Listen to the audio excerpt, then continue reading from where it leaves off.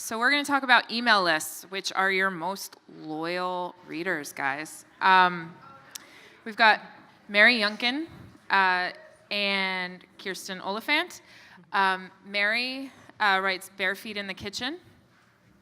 She also wrote a cookbook recently, the Weeknight Dinner Cookbook, which I use in my house weekly. Cannot say enough about it, and every single time I use it, I message Mary, and I'm like, guess what we're having for dinner? Kirsten has a degree in fiction, and she is the author of Email Lists Made Easy for Writers and Bloggers. She hosts a podcast called Create If Writing, and she also has the cutest little baby named Piper. She's pretty cute. She's got 5 kids and 2 dogs, so she knows how to wrangle people. Let's just put it that way. Without further ado, I'm going to let them take it away.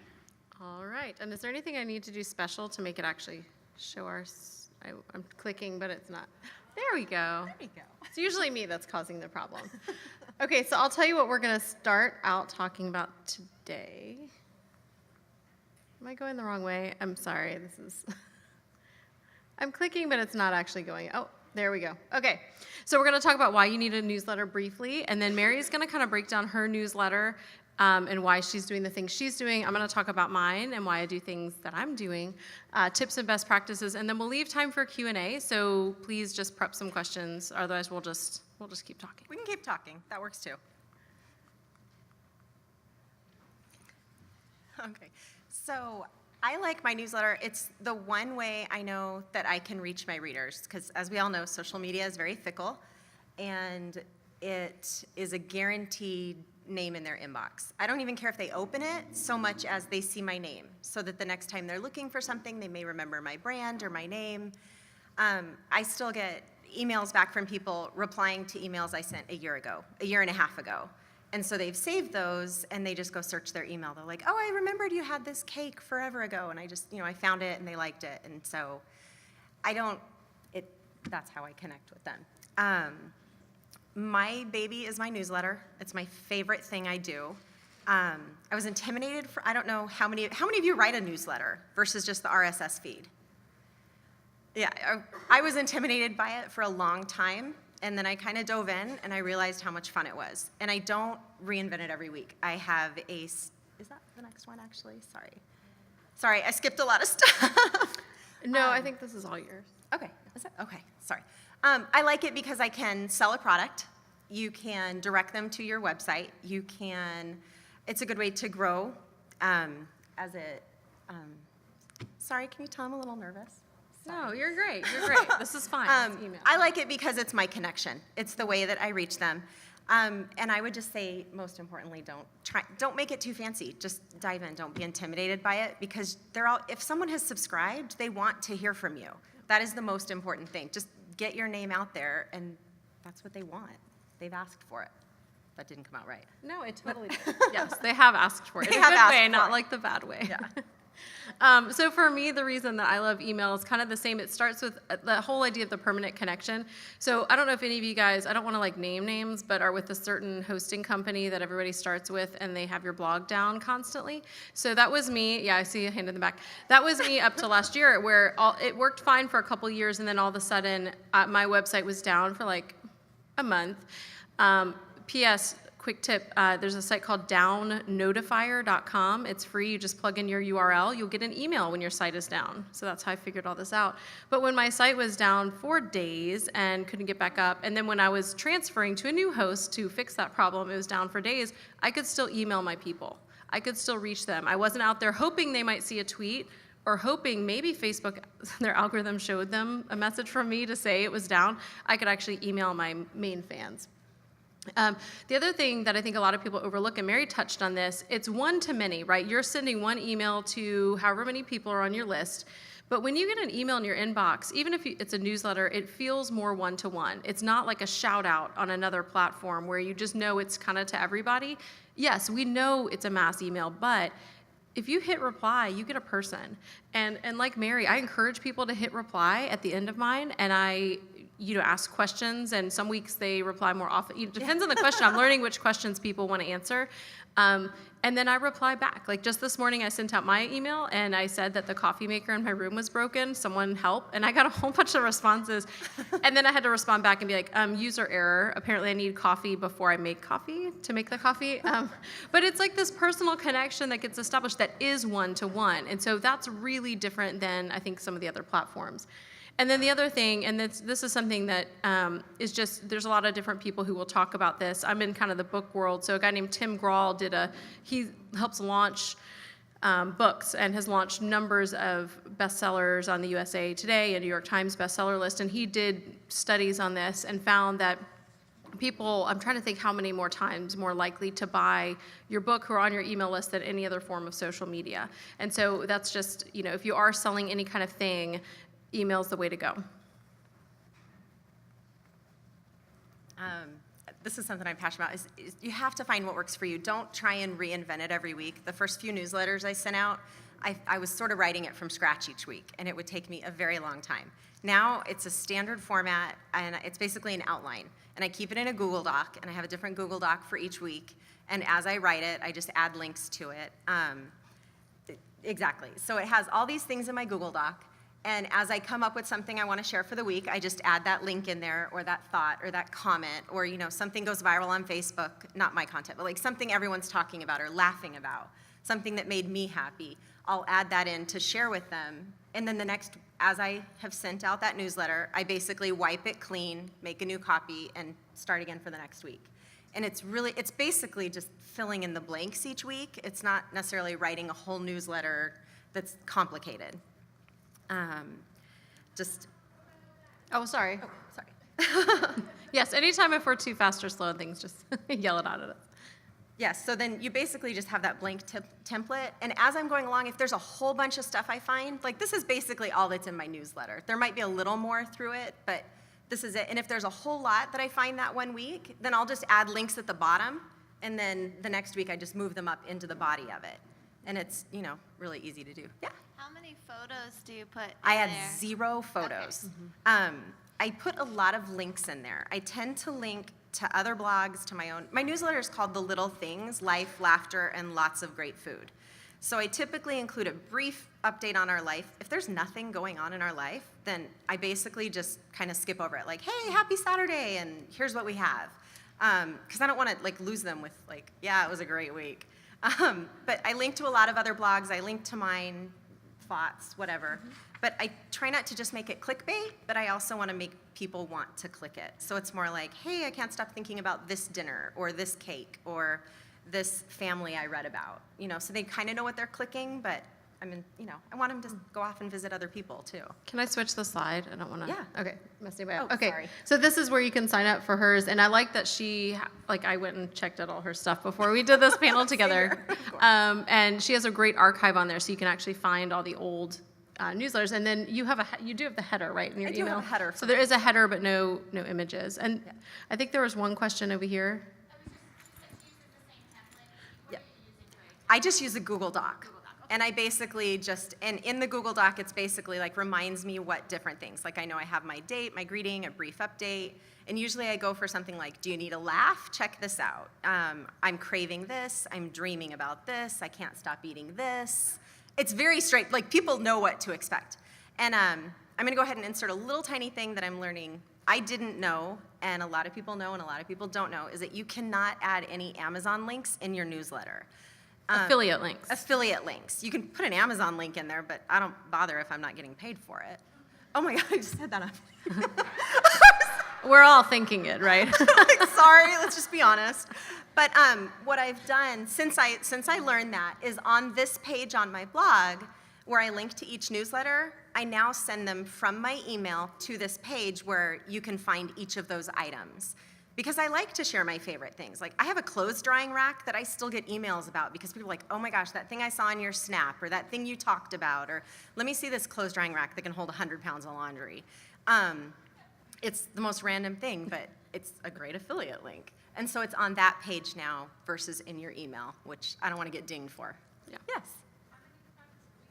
I send it on Saturday morning, just once a week. Okay, so I send something a little bit different, and I feel like if we want to talk later, if you guys have questions about the types of content, because I feel like that's where people a lot of times struggle. So there's kind of like the personal newsletter, what we think of as newsletter. I think that term is so awful. Like people just are like, newsletter. And that's not really what it is. You know, it's chatty, it's personal. So I like to call that a personal style. So for creative writing, because it's a podcast and a site and community that's all about helping people, my email, there's some personal in it, but it's all about resources and links. I refer to that as kind of like a value-based email. So it's a resource guide, basically. So I start mine out. I have kind of the same template, and I use ConvertKit for that. And for that template, I basically go back through and duplicate last week's, and then just X things out. Now, the danger of that is if you're in a hurry, you're going to send out the same thing twice somewhere in that. With the wrong date on it. Yes, with the wrong date or something in there wrong. But it is really helpful because then, one, it chooses the same audience. And with ConvertKit, that updates automatically. So like if I gain 25 new subscribers that week, they're automatically in there if I duplicate last week's, which is kind of nice. So I have a greeting, I have resources and links. I link to my own stuff, I link to other people's stuff. I have a featured community member. I really do want to be personal. And so I have a Facebook community. I have a free and paid because I have a membership site. And I feature someone every week. And I link to their site and I talk about why I like them. And that really, it's just one of the ways I really want to connect personally with my people. And then I usually have a question of the week that I ask at the end and encourage people to hit reply. I'm like, hit reply. Tell me what you think. And I'll share my whatever, the answer to this question. And then a PS is a really like undervalued thing. There are people, and I don't know if any of you guys are those people. I'm sometimes that person who skim kind of to the whole thing really. And maybe you just skim to the PS. Like this is a proven thing. People have like studied this, but the PS is really important. So if you just have one thing you want people to click on, put it in your PS. Oh, I think I turned it off instead of advancing it. There we go. Okay. I should not be trusted with like clicker type things. Come on, there we go. Okay, so for me, for my setup, I keep a running list of links in Evernote. So every week, you could do it separately, but I just add on to the same one. And I'll put the new date, and then just as I find links, I kind of drop them into Evernote in that doc, which helps me. So this is kind of what it looks like, and I have a mobile view. When we get to tips, I'm going to talk more about the mobile. But something important to do, just kind of as a pre-tip, is to use a mix of bold, headings, line breaks for visual interest, because it's really hard for readers. We want to move forward. We want a lot of white space. That's true in blog posts. It's true on your blog. It's also true in email, especially on mobile. So I have an H3 heading at the top. I have some big spaces. I have lines between things, and then something in bold at the bottom. So that's one way that, people really do engage more when there are more breaks in your email. So that's something important to think about. I'm big on proofreading because you know how you get those emails and you're like, oh, no one read that twice. So I would say proofread it, check it, double check it. If you have a good friend or your blogging bestie, maybe even shoot it to them each week and swap a newsletter proof. It takes 2 seconds, but someone else's eyes on there will save you that call from your mom saying, hey, did you know this isn't right? Because you can't fix the newsletter the way you can the blog post. So I click through all my links. Even if you just did it, I go ahead and like triple check all those links because there's no point in sending them if they're broken or going to last week's because I didn't cut it out. But yeah, and then, yeah, there we go. It's okay. And this is something that I've started doing, is subscribing to your own newsletter. And if you guys may have already done this, sometimes I'll do it again because your sign-up process, I think, is one, I think of it as onboarding. That whole sign-up process from form to email, sometimes you're getting like 3 emails and several, especially if you use MailChimp. MailChimp has the most. If you sign up, you're going to get redirected to another page. Then you check your email. There's an email. Then you click that link. Then you're redirected to another page. Then you get another email. And it's a lot of things. And so I recommend signing up and seeing what your email looks like, but also resubscribing, every couple of months to kind of see what that sign-up process looks like.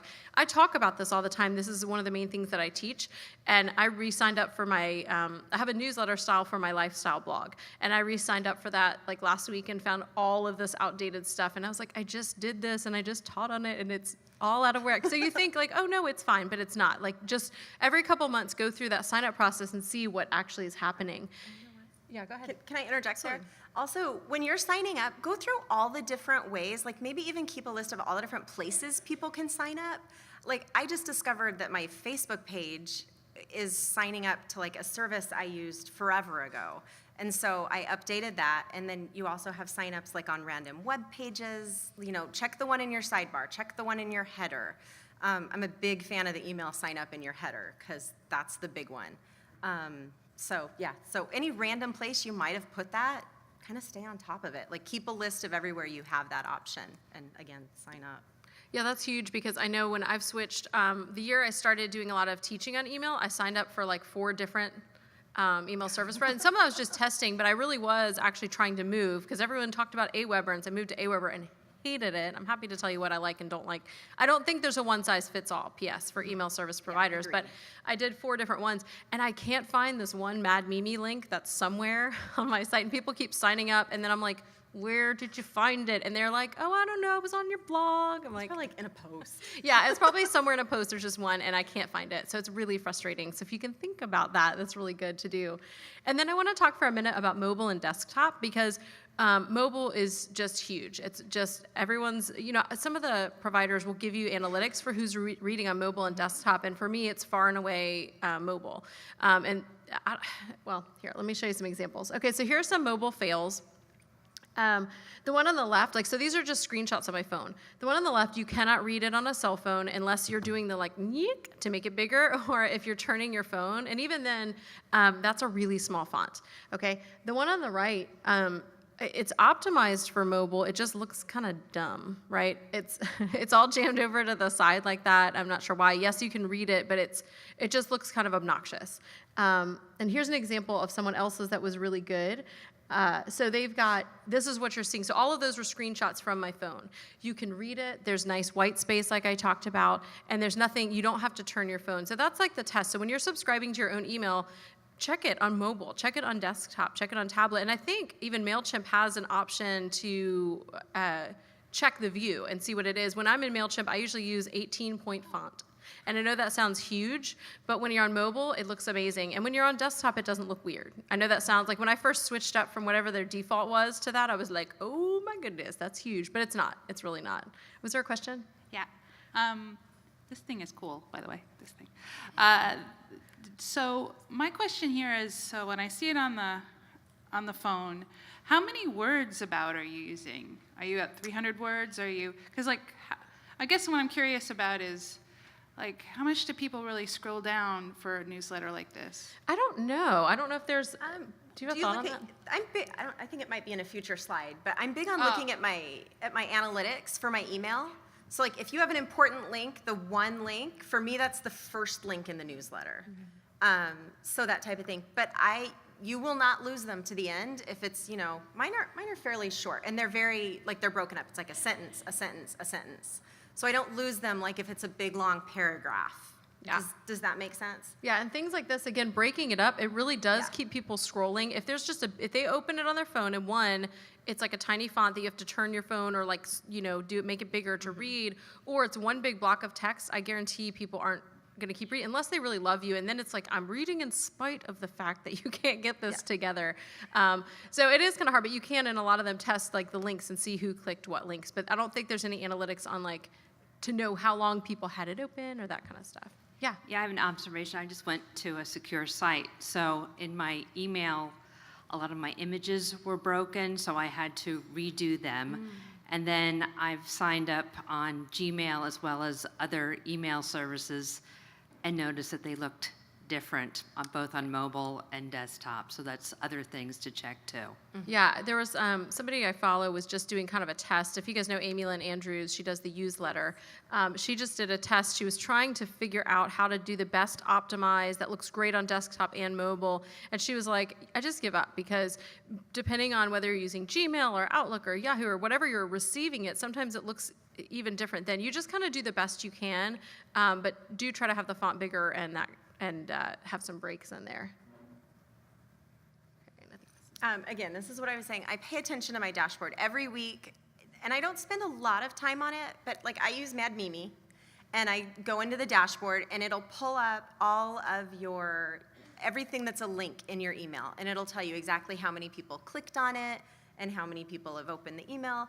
And so, like, for instance, I was including this full paragraph teaser about my cookbook when I first published it, and it was getting a lot of great response. And I just kind of left it in there as part of my weekly newsletter. And then eventually I realized, like, no one has really, 50 people have clicked on that in the past month, and it's wasting this huge chunk of my newsletter. So if you find that there's stuff in there that isn't getting any action, then I would pull that out.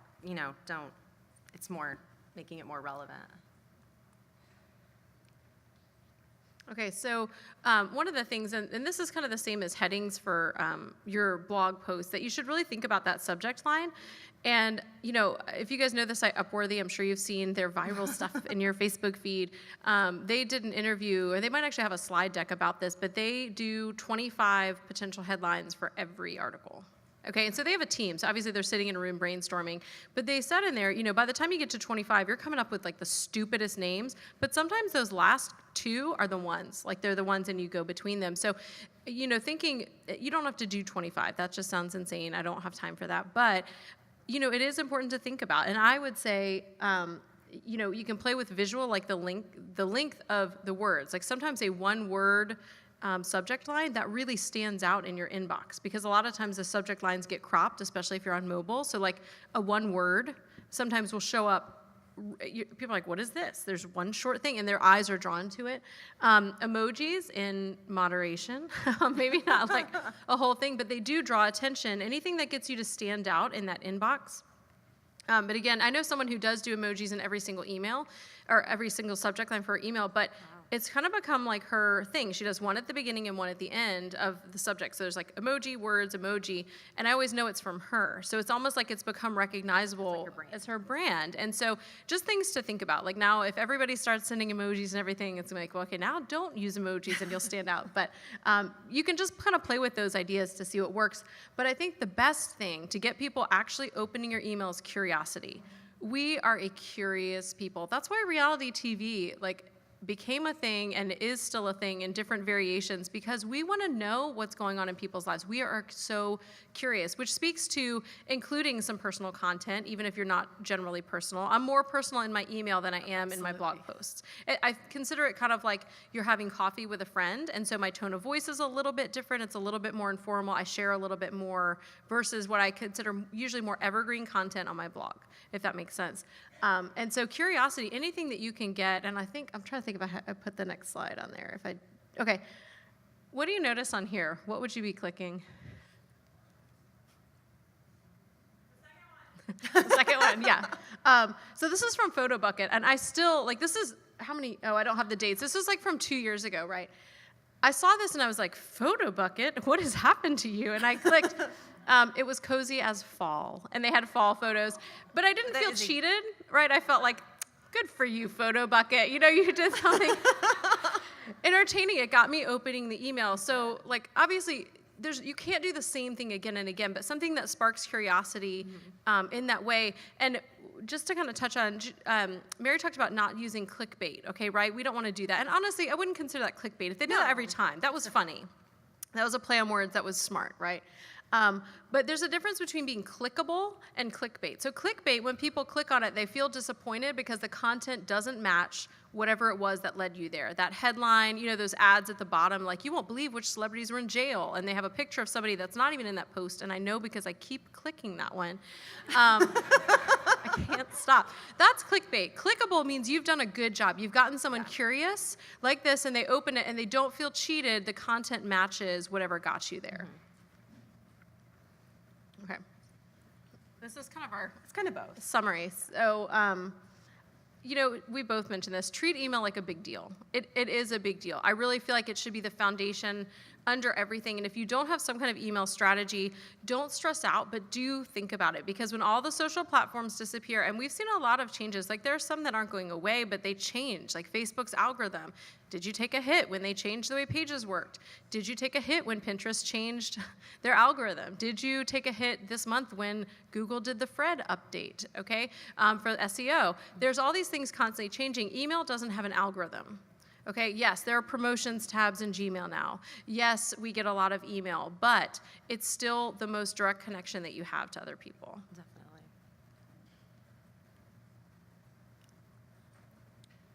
Oh, question. We had a question.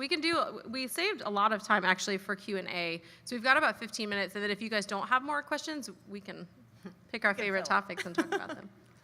I have a question, and I really wanted this thing back again. So And I'm going to go back one because I don't think we hit everything on there. I hit advanced. So how many blog posts do you send out a week? Like through email? Yeah. I usually do 2 to 3 blog posts plus my newsletter, and it goes to everyone. They don't get an option; they just get everything. Okay. And I don't send out blog posts at all. Just the newsletter. And then the next question is, you didn't talk to us about, do you have pop-up subscribes? What have you found that drives the list? And by the way, I also wanted to just agree with you, but I started like in 2010 when it was all email. Yeah. And so I still have a great email list, and that's one of the biggest driver to my website. So I agree with you completely on that, and because you can own it. You own your list, and that's huge. So Yeah. this was very helpful. So yeah, so you I wanna wanted to talk just about talk about growth? how you drive the subscription as well. You know what? I moved an email subscription box to my header at the advice of, I can't even remember who. I want to say it was my friend Joan a few years ago. And my emails have never slowed down since then. I mean, they load the page, that is the first option. And all my designers have known that, like, the first thing I care about is there's my brand and there is sign up for more and then a search. And that's all I care about as far as the email signups go. So for me, I do a couple different things, and I'm actually in the process of switching. So if you go to either of my sites, it's one of them looks totally naked, the other one has a couple forms. I like to switch it, so that's one thing, is switching it every now and then so that it changes. The main one that I use for pop-ups and other places is Pop-Up Ally Pro. They do have a Pop-Up Ally Free, which doesn't have as many options. Pop-Up Ally Pro, it's $99 a year, which to me is worth it because I make money through my email list. That's the way I sell courses, products, books, and different things. Affiliate links, not Amazon, but other affiliate programs you can sell through. But they offer different kinds of pop-ups. You can turn them off on mobile because if you guys know mobile, Google does not want you to have intrusive pop-ups on your site, right? So you can turn them off if they're intrusive, but they offer things like welcome gates, like those things when you get to a site and something comes down and covers your screen and offers you, either sign up or close. Whether you like those or not, you can do that with Pop-Up Ally Pro. You can have a pop-up that's exit intent. You can have a pop-up that comes after a certain amount of time. You can brand it completely with your colors, your fonts. It has different shapes. You can embed forms in the side so it doesn't look like that ugly MailChimp form because the MailChimp form is really not attractive. If you just use their code and stick it in your sidebar, you can make a feature box that's like a long width of your site underneath your header. You can do those ones that go at the very top or very bottom. So they have like 12 options, and so that's my favorite. And again, you can turn them off on mobile. So if you have one that's going to cover things you don't want to get in trouble with Google, you can say desktop only. So I use that. And then also there's a really good one called Milo Tree, which again has free and paid options, and you can grow Pinterest. It started with Pinterest, a girl who Catch My Party, Jillian from Catch My Party, and they have over 600,000 Pinterest followers, right? And not because they were rewarded early with Pinterest for just being cool. She just has grown that. So she created that pop-up. So that grows Pinterest. You can choose Facebook or email, and I think they're moving on to do Instagram and YouTube as well. And so that has free and paid options. That's milotree.com. Hi, I have 2 questions. One is, how long do you usually spend on creating your newsletter each week? And then also you had said some questions people like to answer more than others, so I just wanted a little sneak peek on what you said, Mary, of what people like responding to in that email newsletter. Okay. I think that was actually yours. Sorry. But we both talked But we about both kind of responding. touched on it. I try not to spend more than an hour. And some weeks it is like 15 minutes because I've been, like you do in Evernote, I keep the tab on my phone. And so as I see things, I just grab that link and have it there. And if I've been paying attention and thought about it through the week, it's probably like a 15 or 20-minute process. If it comes to be Friday night and I've been traveling and I haven't been really on top of it, it'll probably take me an hour to kind of pull it together and get it set up for email and stuff. But it's worth it. The links in my email are clicked by probably half the subscribers, at least. At least. It's nothing like a blog post or social media. If they are getting that and they open that email, they're going to click it, and they're going to click a lot. So there's nothing like that connection. So for me, it doesn't take that long usually for the quick fix. I do try to actually keep it quick. So I try to keep it under 500 words, which sometimes is harder than others because I want to say more, which is why I started an audio, because I have a podcast already. So I started a little mini audio that goes with it, because sometimes I just want to talk about the links, but I don't want to have a giant email. So for the people who want to hear more, I do that, which is another option. And that takes forever. So don't do that if you want to save time. But it's fun. People really like it. But for email, it like 25 minutes. If I'm keeping up, like, and I have links, now sometimes I'll hit a Thursday and I'm like, I read nothing this week that I really want to share. And so sometimes I'll do that and I'll say, I'm not sharing anything but my links this week.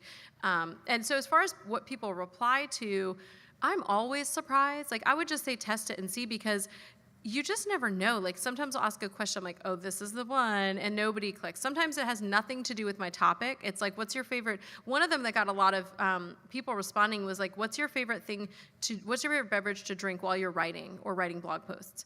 And all these people hit, and they didn't say a lot, but they're like coffee, tea, beer, wine, vodka, whatever it was that they were drinking while they were writing. So sometimes people really like to be heard.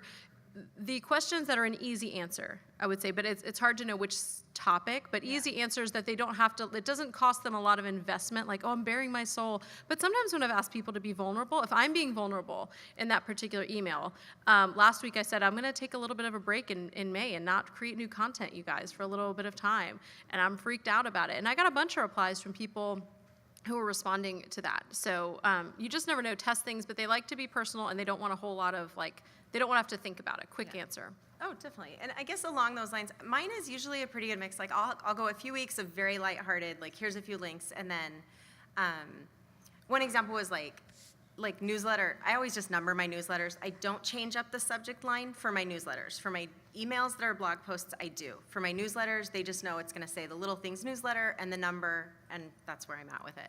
So for like one of the newsletters, it was actually number 37, doesn't really matter, but if you care, I was really careful to open with something lighthearted because we'd had a really rough week and I knew I was going to talk about it. I had a childhood friend pass away. But in response to that, I might not have gotten as many replies, but the replies that I got were so grateful. And it was just it was a great connection. So I think it doesn't always have to be the same. If something's on your heart, for me, that's what my newsletter is. I'm like, this is my connection to my readers that's very different from the blog. So, just kind of, sometimes it's light and fluffy and, cat gifs, because I can put them in email, just not on the blog. So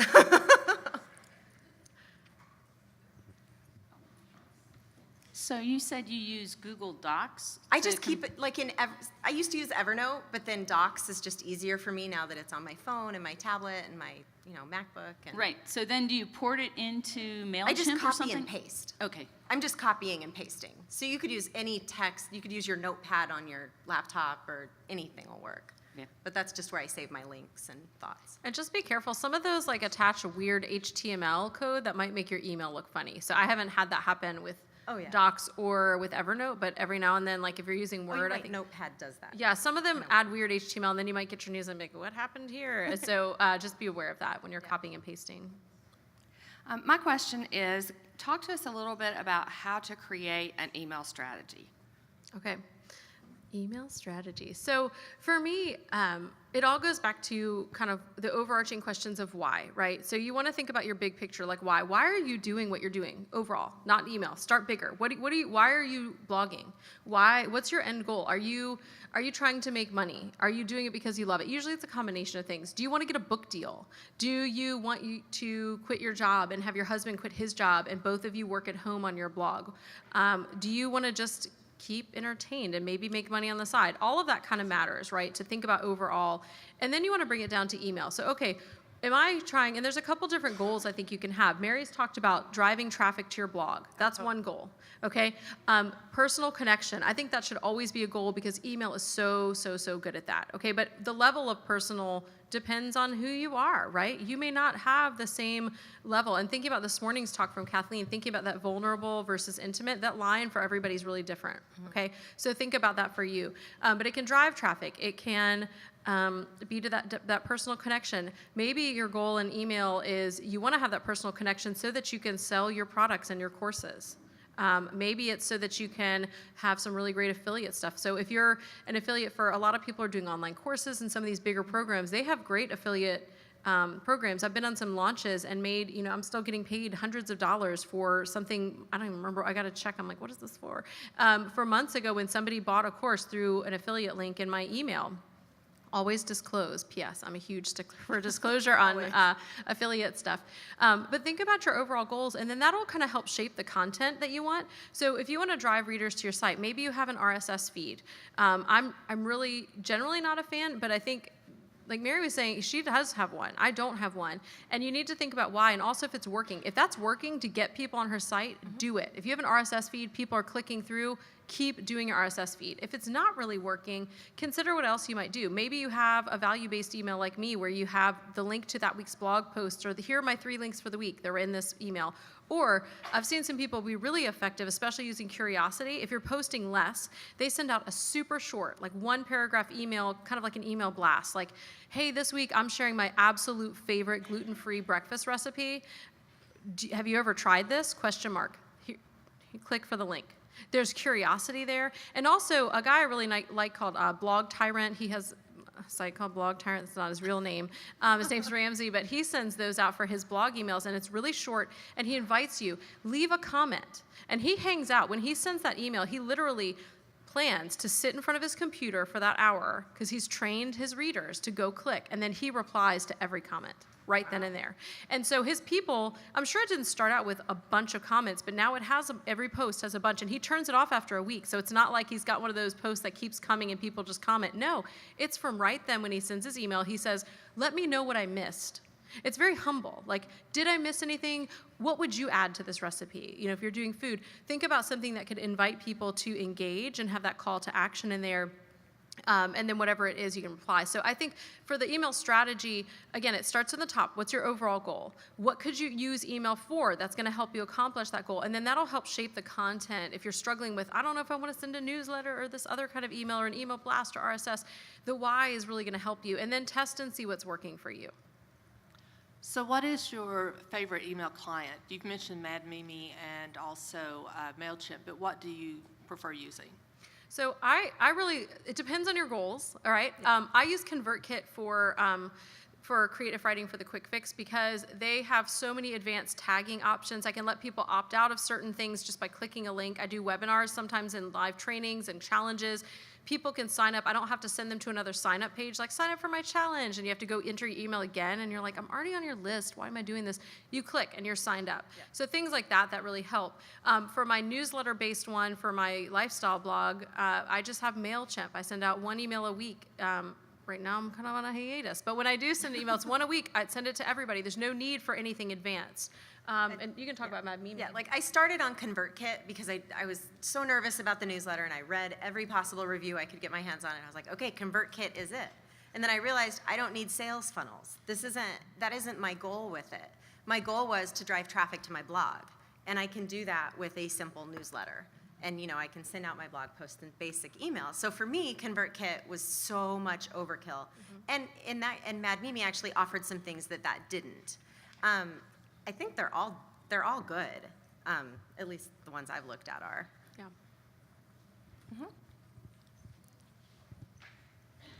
Do you think frequency matters? Like, I struggle to get my posts up because I'm also running a business, another business on the side, and I could probably get something done monthly. Do you think it's even worth doing that?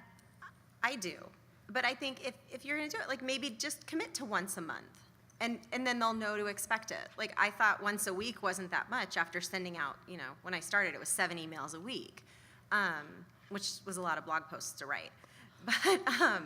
But then they got used to 3, and so 1 newsletter a week is doable. But now they expect that. So, you would train them like every month, at whatever time, they're going to get that newsletter from you, and they'll start looking forward to it. Okay, so something's better than nothing. Oh, absolutely. I say you don't want to send so frequently that you annoy them to death, but also you don't want to send so infrequently that they forget who you are.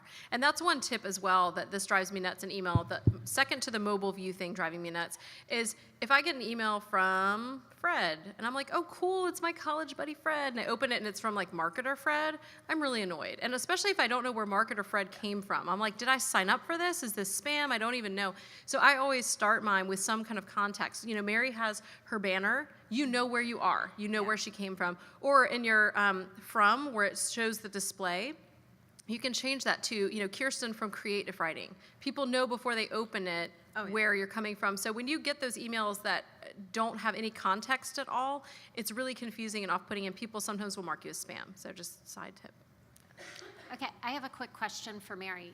When you send out your emails, your newsletter, you don't include a photo. Did you ever try it with a photo? Do you have a reason you don't have a photo in there? Honestly, because the ones that I follow don't have photos, and I like them better. They load faster on mobile. Okay. They are a really quick scan. Like if something catches my eye, I'm like, cool, I'm gonna click on that.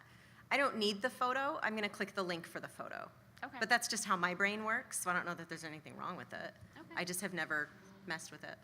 As a tip, if you do use, I have all these weird tips. If you have images in there, you want to rename the alt text something, because if the images don't display, it displays some kind of weird code. But if it's if you're linking in there, you can say in the alt text, click to see this recipe, right? So that if the image doesn't load, there's some text there that makes sense instead of like JPEG, you know, with a number. I'm like, what is this? Or some other thing like image won't load. They'll see that alt text. You guys are my email heroes. So we get a lot of, I see in the publisher group, a lot of people complain about the costs of newsletters. Can you kind of describe why they shouldn't? You can't pay for advertising as good as your name in someone's email inbox that they asked for. Like, you can't buy that kind of brand recognition. So that's my reasoning for it. It's the best advertising out there, and they signed up for it. So, and there's a lot of options that are cheap and free, right? So MailChimp's free up to 2,000 people. You don't get all the bells and whistles. You do not get customer service. If you have a problem, you really can't contact them, which sucks. If you have a problem, Mad Mimi is super affordable, and we pay for a whole lot of stuff. I think that like the value of paying for a direct connection with somebody is so worth it. But also, don't use a more expensive tool like ConvertKit if you don't have plans to make that money back. Again, my primary income comes through that. And if I have a choice between, I have time to write a blog post or an email, I choose email. Same here. Because Always that's a better investment. And it took a while to get there, and that's a big mindset shift. I know that's like shocking, maybe to some of you guys, but really, like, as you start to see the power of email, and it does take a little time to get it going, but once you see that, like, it can become, for me, it's my primary thing. I love it more than my blog post. I spend more time thinking about it, and if I have a choice between the two, I'm writing an email. Same here. Okay, I think that's it for, do we have time for one more? We're at 46. We're 1 minute over. Do you want to catch us after, or Are we good? or one more time? You guys tell me. Okay, one more, last question. And then there's coffee. I'm just curious if you use your email list as a marketing to the sponsorships. To brands? Yes. Absolutely. And say, I'll dedicate an email to you or something. Oh yeah, if they know the size of your list, they will up their rate most of the time, because they know what that value, like they know more about the email value than most bloggers do. They know how hard it is to get in someone's inbox. And so that's a value. But then again, it's going to make you think twice about, do I want to use my list this way? Yeah. And you can even pitch it in your packages. If you're like reaching out to a brand, pitch that. Here's my list. You know, you can offer them as much info as you want. Here's my click rate, here's my open rate, or just say, here's my list. I'm adding this. This is part of the value you get with me. Yeah. So what I do is I'll take a sponsored post and I'll say, you know, I will also not only send you a dedicated email for that sponsored post, but then I'll mention you in my newsletter, which has the highest open rate and the highest click-through rate. And they'll then follow through with that. Awesome. Catch us if you have more questions, but thank you guys. For sure.